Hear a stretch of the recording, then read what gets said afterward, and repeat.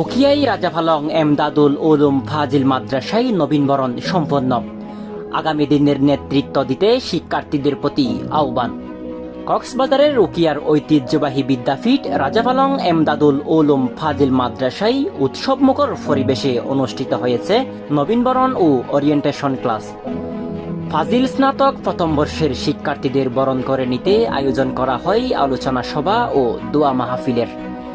অনুষ্ঠানে বক্তারা শিক্ষার্থীদের কেবল ধর্মীয় শিক্ষা নয়, বরং দেশের যোগ্য নাগরিক ও আগামীর নেতৃত্ব হিসেবে নিজেদের গড়ে তোলার আহ্বান জানান। বিস্তারিত দেখুন উকিয়ার প্রতিনিধি রাজাউল করিমের পাঠানো প্রতিবেদনে। পবিত্র কোরআন তেলাওয়াত আর ইসলামী সঙ্গীতের মূর্ছনায় মুখরিত উকিয়া রাজাফালং এমদাদুল উলুম ফাজিল মাদ্রাসা প্রাঙ্গণ। 2025-26 শিক্ষাবর্ষের ফাজিল স্নাতক প্রথম বর্ষের নবীনবরণ। বৃহস্পতিবার সকালে মাদ্রাসার মিলনায়তনে আয়োজিত এই অনুষ্ঠানে প্রধান অতিথি হিসেবে উপস্থিত ছিলেন মাদ্রাসার গভর্নিং বডির সহসভাপতি জনাব সরওয়া জাহান চৌধুরী। নবাগতদের উদ্দেশ্যে তিনি বলেন, কোরআনের শিক্ষা শিক্ষার্থীদের মাঝে যে নৈতিকতা ও মানবিক মূল্যবোধ তৈরি করে, তাই আমাদের জীবনের শ্রেষ্ঠ সম্পদ। অনুষ্ঠানে সভাপতি করেন মাদ্রাসা অধ্যক্ষ মাওলানা মোহাম্মদ আব্দুল হক। তিনি তার বক্তব্যে শিক্ষার্থীদের পড়াশোনার পাশাপাশি সামাজিক ও রাষ্ট্রীয় দায়িত্বে পালনে সচেতন হওয়ার পরামর্শ দেন। বিশেষ করে আগামী নির্বাচনকে সামনে রেখে যোগ্য ও দায়িত্বশীল নাগরিক হিসেবে ভূমিকা রাখতে শিক্ষার্থীদের প্রতি আহ্বান জানান তিনি।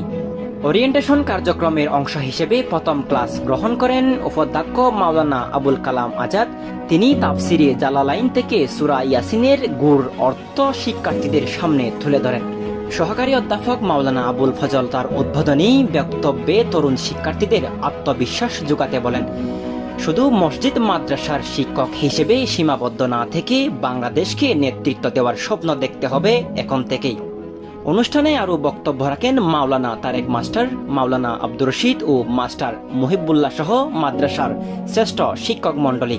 সর্বশেষে নবাগত শিক্ষার্থীদের হাতে রজনীগন্ধা ও গোলাপ দিয়ে বরণ করে নেওয়া হয়। এক আনন্দঘন দোয়া মাহফিলের মধ্য দিয়ে শেষ হয় বর্ণাঢ্য ও এই আয়োজন। Desk report, the update news 24।